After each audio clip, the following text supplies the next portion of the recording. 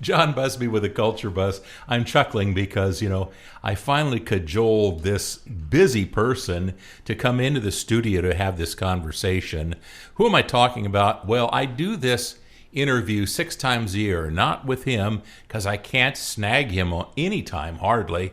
But, I did this time, and I'm so happy because I don't often get to share with you folks the publisher of Iowa History Journal. Michael Swanger is with me, and so that's why you hear the smile in my voice, because it's always fun to see him and wish him the best with everything he's doing. Iowa History Journal has just established itself as a signature publication in the state of Iowa for what it does. We've talked about this before, Michael, but we've had these kind of skeptics out there saying, Iowa history, well, how can you even do one issue, let alone keep publishing the thing? There's not enough stuff happening in Iowa. Was that enough of a kind of a put down? Look, I'm an Iowan, so I can put myself down.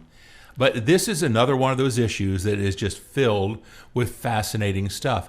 Now, here's the thing I love about Iowa History Journal. You want to find out more, by the way, go to www.iowahistoryjournal.com, and you can find out more. You can find out how, if you're not already, to become a subscriber. You can find out how, if you're really good to some of the people you care about, gift them with a subscription to Iowa History Journal, which you can do any time of the year. You can find out, if you're lucky, if there's a back issue that you say, gosh, I didn't get to see that one. I didn't get it. I'm too late in the game. Guess what? He's got a nice inventory of back issues for you. And there are some that you're going to want to get because there is a timelessness and appeal to Iowa History Journal that no other publication offers and has. If you want a conversation piece for multi-generations, if you have young ones in the household saying, oh man, Iowa, nothing happens in Iowa. Well, guess what? Why don't you grab the January-February issue, the 2024 first issue of the new year, and plastered right there on the front of the cover, John Dillinger, dead or alive. Wanted, bank robbery, escape, murder, $5,000 reward. You never thought that there would be a connection to such a scandalous person as John Dillinger with Iowa. We're going to find out about that in just a moment.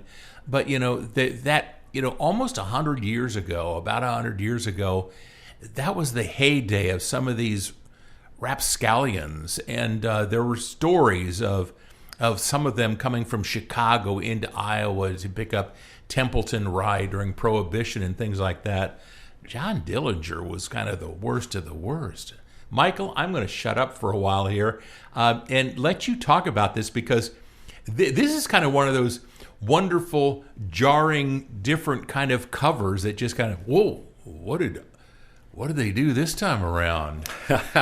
Yeah, that cover has some pop to it, doesn't it, John? Oh, my goodness. Yeah, it's great to see you. It's great for me to get out of the cave and come visit you in your in your lair here. So I appreciate you having me on in person. It's been a long time, and I always appreciate everything you do for us. So, I thought those opportunities to publish a wanted poster for such a well-known outlaw on the cover of Iowa History Journal is few and far between, and I'd be remiss if I didn't take that opportunity and tell that story now. We're approaching the 90th anniversary of when John Dillinger, public enemy number one, the most notorious gangster, this is before Al Capone, this is before Bonnie and Clyde, just wreaked havoc on the Midwest with his notorious Dillinger gang. And members of that gang were would change from here to there depending on where they were in the Midwest and who they were robbing. But Dillinger and his gang shot their way out of Mason City on March 13th, 1934, And it not only has become a big part of U.S. history, but obviously a big part of Iowa history that I think some people may or may not be familiar with. I know they know the name Dillinger. I don't know if they know that he robbed a bank in Iowa. And I didn't know. Yeah, and it's one of the beauties of this magazine. And as you know, John, I've said this before too, that's probably my favorite thing about publishing it is that just like so many readers and Iowans, I grew up in Iowa. I didn't learn much about Iowa history in school. I learned something new every time we publish a new issue. I'm constantly learning, and I think if you have that mindset of being a lifelong learner, we're really the publication for you, because we don't repeat ourselves very often, and we like to dive into stories that have either long been forgotten or not told. Well, the repeats that happen are subjects that need expanded coverage. You tell one part of the story, and then you realize after a while, I said, I've been hearing an awful lot of great feedback from the story, but people have been feeding more information about this, and you follow up on it. And so that's the beautiful thing. It's a very fluid process, but at the same time, it's very masterfully calculated and puzzle pieced together because, well, for example, this issue here, it's a wonderful blend, of course, Public Enemy #1. But what else do we have with this? We have a crisis conferences of the 1960s, and we'll touch base briefly on that. And one of the things that I think I find the best, and I hear so much from so many of the readers that I wouldn't expect to get such great feedback from, is when you put in some of these sports stories, because they say, you know, I really didn't care about sports or Iowa sports history, anything like that, but I was fascinated by this story here. And the Hawkeyes trainer, Doc Alsop, is the story here.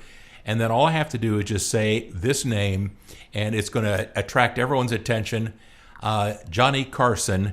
And you're going to say, oh, yeah, I know down there in southwest Iowa. I said, nope.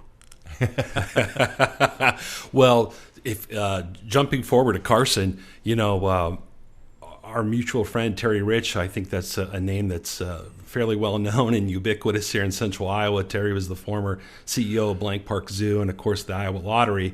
Back in 1981, Terry was a native of Cooper, and at the time it boasted 50 residents, and it decided it was going to hold a national contest to search for its 51st resident. They sought out about 200 celebrities, including some really big names, Fran Tarkenton and this Johnny Orr, the Governor Ray at the time. Well, anyway, they also reached out to Carson, who took it an extra step and was kind enough to have Terry and some other folks from Cooper on the show. And so that pretty much solidified the win for him, that he was going to win the Cooper Citizen of the Year contest and become the 51st citizen. I think he won. I think Johnny won free oil and lube changes, the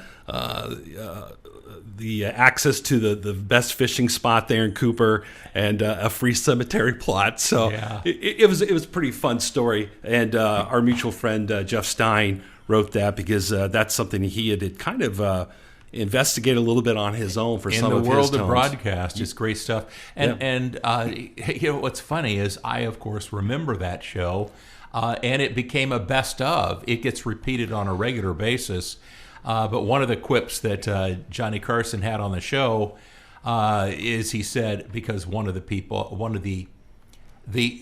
persona nominated, I'll mention here, if I get beaten out by Mickey Mouse, you'll never hear the last of this, is what he said. So, but it's this great stuff, this great content where you can talk with your generation about this. It's great stuff to talk with younger people because they don't understand the breadth, scope, and just the complexity and the detail of Iowa history and what's in there. Well, what else have you got in here? And by the way, folks, IowaHistoryJournal.com is the website. And if you want to, there are places where you can even pick up a hard copy if you're not a subscriber yet. That's about as subtle as I can be. You can go to Hy-Vee, Barnes & Noble, Beaverdale Books, Walmart. There are some select Mills Fleet Farms, Books A Million, Hartig Drug, and Hy-Vee Drug Town stores. But, you know, like I said, you know, definitely you can go there. In fact, that's one place where you can, even if it's past the stocking stuffer time, just slip a surprise copy if someone's not a subscriber, and that'll be the way to do it. Just get the current copy with a little note that says, by the way, I made you a subscriber for the next year, okay? After that, I know you'll be hooked and you will be a subscriber. But that's how you get it. Always fascinating stuff. Full disclosure, yes. Every so often I have the honor, and it is a very much an honor, to write a story for Iowa History Journal. And I just love being part of this growing tribe. I know that, and as the maestro, you're having a hell of a good time, Michael. Well, of course. I mean, isn't that the whole point in life? Well, what else you got in this issue? Well, just real quick, speaking of Doc Alsop, who you mentioned earlier, he was Iowa's first athletic trainer, and he just wrapped miles and miles of tape on ankles and wrists and arms and every other part you can think of football players, from the Ironmen, including Niall Kinnick in 1939, to the Rose Bowl champs of the 1950s. Just another quick touch on the Dillinger story. When you're talking about younger people, John, I think everyone of every age has a fascination with gangsters in our country, and this really is a fun read. I'm not saying it because I wrote it, but the subject matter is so compelling. Yes. It practically wrote itself. And when you go back and look and you read the details of how planned this robbery was in Mason City in 1934, how all the members of the gang ultimately met a terrible fate in their own lives. Of course, Dillinger was gunned down about a year later in Chicago outside of the Biograph movie theater. That reign of terror that he had in the Midwest was only about a year long, but it certainly left a huge impression on our nation, and it certainly was also almost single-handedly responsible for the creation of the FBI. And it was Edgar Hoover who decided that the bureau at the time for the feds that was investigating crimes needed to be more sophisticated and needed to be better funded. And he was obsessed with catching Dillinger. And our story has all the details about the time that they spent crisscrossing Iowa and the time that they stayed laid up there in Mason City, including two members of the gang who stayed at the YMCA to scope the place out. It's crazy stuff. It's fascinating stuff, and it is stimulating reading any way you look at it. Now we've got there's no saving best for last, because it's all best, folks. So, if you're trying to prioritize thing, you just put however many stories and columns there are, and put ones in front of each and every one of them. Michael Swanger, publisher of Iowa History Journal, is with me today, iowahistoryjournal.com. But recently I interviewed Jerry Harrington about his fantastic new book, Thunder from the Prairie, The Life of Harold E. Hughes. And bless your heart, he's a regular contributor, but I am so glad you put this story, because it's one of those telling glimpses into an incredible, probably one of the most prominent and incredible politicians in Iowa history. When you talk about crisis conferences, and I mentioned that, but this was incredible, wasn't it? It really was. No better person to write it than Jerry Harrington. As you know, his new book is terrific. We're going to review it in an upcoming issue of IHJ, and he has written a few stories either about Hughes or that have involved Hughes for IHJ in the last 4 or 5 years as he's been researching his book. So I've been privy to the knowledge of knowing that a book was forthcoming for a while. But his Crisis Conferences story is about Governor Harold Hughes launching a statewide crusade against racism during the late 60s. In particular, this really took hold in 66 in Waterloo and 67 in Des Moines. And what Hughes did was, instead of just criticizing the young black people who were rioting and looting and things of that nature, which he did do, like so many elected officials did, he decided to take a step further. He decided that he wanted to find out the root of the problem. And without giving the story away, he basically launched these series of conferences in Iowa's 20 largest cities. He got private business owners to work together with one another to fund summer jobs, and then of course to work with the government. There's some really telling passages in here that Jerry dug up about Hughes and the interactions that he had with so many black Iowans. And black history is a part of our state's history, period. And I think that everyone who remembers that time, or may have even just heard about that time but is young and didn't know about it firsthand, this is an opportunity for them to learn about and reflect on it. It truly is. And I'd be remiss if I didn't let us kind of give a nice punctuation to this conversation as we wrap up.